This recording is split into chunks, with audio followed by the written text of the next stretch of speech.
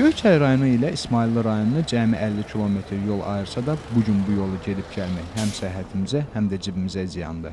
Belə ki, avtovağzallardan hərəkət edən avtobuslar hər iki istiqamətə, yəni Göyçaydan İsmayıllıya, İsmayıllıdan Göyçaya saat 14:00-dək hərəkət edir. Araşdırma zamanı məlum oldu ki, 50 kilometrlik yolun qiyməti 1 manat, 1 manat 20 qəpik arası dəyişir. Burada əsas problem sərnişin qıtlığı ilə bağlıdır. Yolumuz xarabdır, gedib gəlmək çətinlik çəkirik. Sonra da adam sərnişin qıtlığıdır, sərnişin günortadan sonra olmur. Saat 2-dən sonra sərnişin heç olmur. Olur təkəm-çeyrək hallarda, o da ki, heç səliyyə pulunu çıxartmır. Avtobusa nəzarət edən dispetçer isə öz növbəsində taksi sürücülərin və yolların xarab olmasını bildirərək avtobusların axşam saatlarında işləmədiyini bildirdi. 7-dən əvvəlki 4-də axşam saat 6-ya kimi avtobus işləyirdi. Amma hal-hazırda səhər 7-dən saat 2-yə kimi işləyir.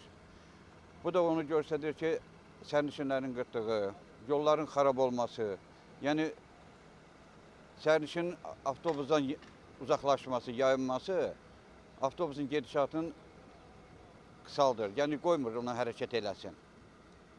Yəni biz də çalışırıq ki, işləsini mümkün olan şeydir. Yolun xarab olmasına görə, sərnişin qıtlığına görə mümkündür işlətmək. Sərnişinlər günorta saatlarında daha dəqiq saat 14:00-dan sonra yolu gedib gəlmək üçün taksi sürücülərinə müraciət etməli olurlar ki, bu da 50 kilometrlik yolu getmək üçün 25-30 manat pul xərci deməkdir. Ben Qəraməliyana gedirəm. 7-nin yarısıda marşrut yoxdur. Qalmışam yolda, yollar bərbad haldadır. Vacib işim olsa gələm mən 20-25 manat verim bu yolu gedib gələm. Və marşrutda neçə? Marşrutda 2 manat, 1 manat indi baxırdı adamına bax. Bahalı xidmətlə sərnişinləri narazı salan taksi sürücülərinin özünün də gileyli olduğu məqamlar mövcuddur. Onlarda yanacağın daha çox işlənməsindən və avtomobillərinin yararsala düşməsindən gileylənir.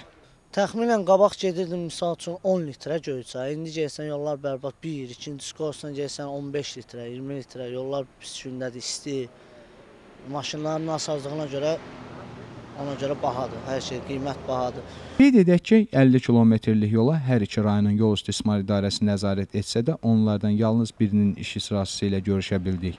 Göyçay rayon 13 saylı yol istismar idarəsindən nəzarət etdikləri 21 kilometrlik yolun təmirinin nə vaxt başa çatacağını və digər suallarımızı cavablandıracaq şəxsi tapmaq mümkün olmadı. İsmayıllı rayon 10 saylı yol istismar idarəsinin baş mühəndisi isə onların nəzarətində olan 29 kilometrlik Qaraməryam İsmayıllı Şəki avtomagistral yolunun hər il təmir etdiklərini bildirsə də, yolun artıq öz istismar müddətini başa vurduğunu da əlavə etdi. Qaraməryam İsmayıllı Şəki avtomobil yolunun 9-cu kilometrində dayanmışıq.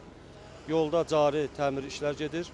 Yolun xatırladaq ki, 1970-ci illərin tikintisində artıq öz istismar müddətini başa vurmuşdur.